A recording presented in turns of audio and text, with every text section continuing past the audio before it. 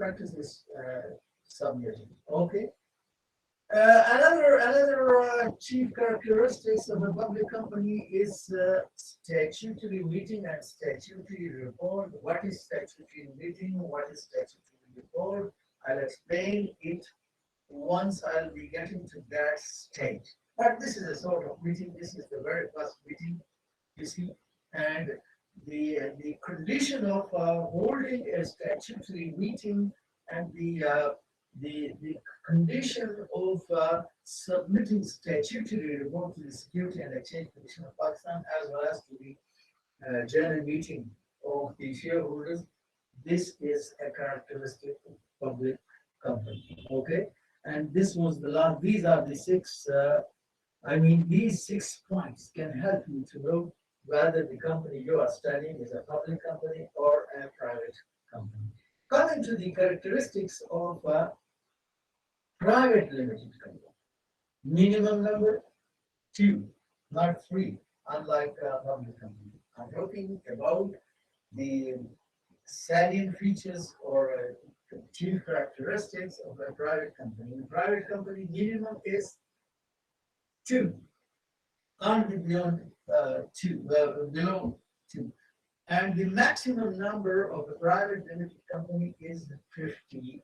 There can't be, they can't be beyond 50. Neither below 2 nor beyond 50. Okay. Maximum and minimum. So far as transferability of shares is concerned, there is restrictions. Shares can't be transferred. You see, in the case of public company, a shareholder can transfer his shares to another shareholder or to an outsider, a third person. Okay, but so is not the case with a private limited company. In the case of a private limited company, share can't be transferred neither from a shareholder to another nor from a shareholder to an outsider. Then next is prospectus. Prospectus, no need, because private limited company is not allowed to raise its capital from the company. A private limited company is not allowed to offer its shares. So there is no question of prospectus, and it's not allowed. Okay. Same is the case with the commencement of business. Commencement of business. There is no question of minimum subscription with the private limited company. So the private limited company, you see, it can commence to business soon after its incorporation. But even the private limited company would need a certificate of commencement of business, and it can get it with the certificate of incorporation. So soon after incorporation, unlike a public company, a private company can commence its business soon after its incorporation, soon after its registration as a private limited company. So far as statutory meeting and statutory report is concerned, you see that's also not an essential requirement for a private company. Okay, this was category number 2. Category number 3 of the company in which we will be is called SMC, single member company. Single member company. It's might be for a student of finance and accountancy would be something strange that how can there be a company with a multi-member? Yes, there can be. So in the case of you see a single member company, there are 2 personalities. One is natural personality, Kalahan, and the other is Kalahan Groceries SMC. SMC. Okay. So you see in comparison to partnership, you see in a company form of business organization, where I've been told more than one time that the business entity or the company in itself is a totally different personality from its shareholders. Okay, so here the requirements are few. No question of minimum and maximum. No question of just one person is needed. A single member company shall have one member. So how can you see what is the minimum or what is the maximum? No question of minimum and maximum. So just one person can form you see, a single member company. There is another requirement that you see, which is not found in the case of public company and private company. In single member company, you see, this single member has to nominate someone who will manage the assets of the company, you see, after he passes it. Just suppose. You see, in the case of private limited company and public limited company, uh, there is a board of directors. There is a board of directors. And you see, if 100% of the members they pass away, their assets, their shares will be taken by their legal heirs, their legal heirs will step into their own shoes and the company would run and company is not going to die. So is the case with an SMC, a single member company.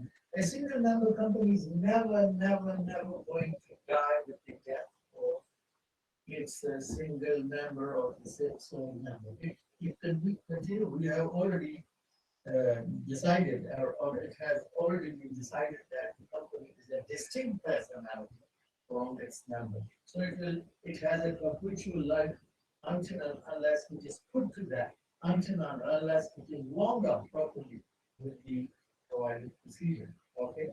So here he has to nominate a person. This is a legal requirement. Just one person can form.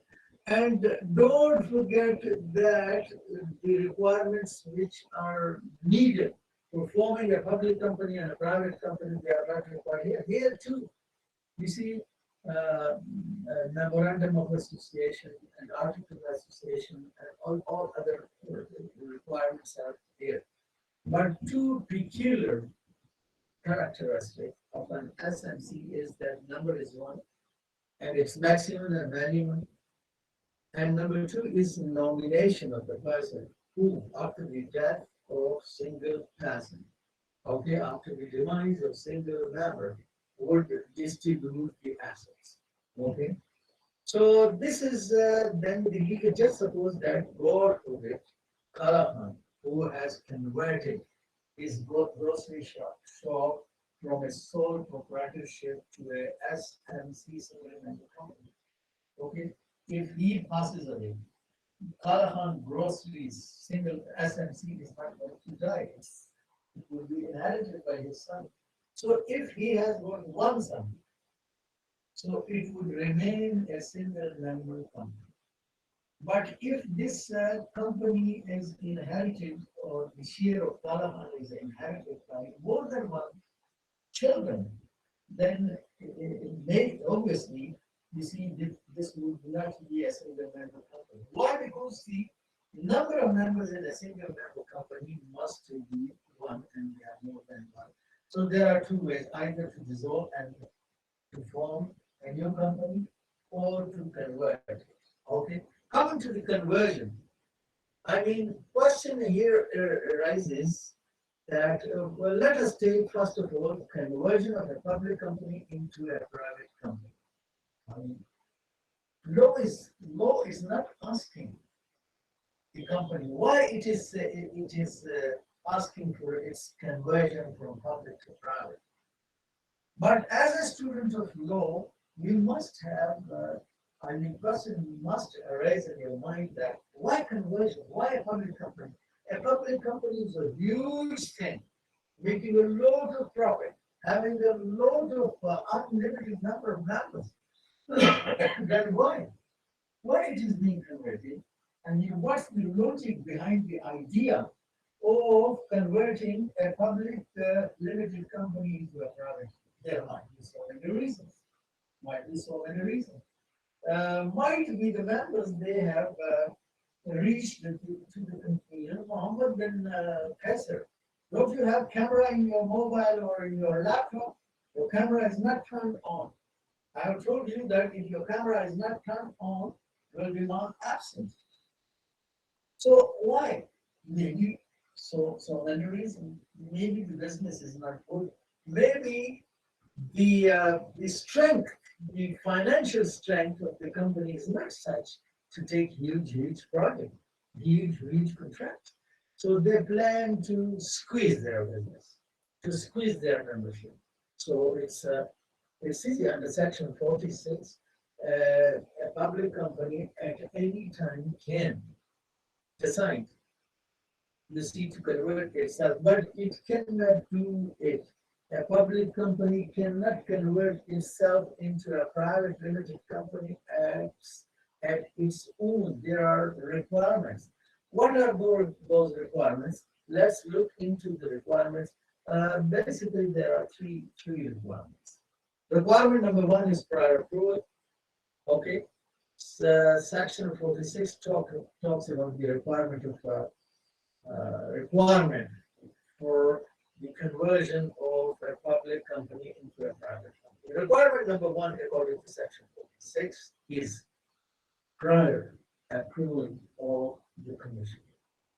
The first step, the very first step is that the Security and Exchange Commission of Pakistan must approve the idea of conversion of the public company into a private company. Why?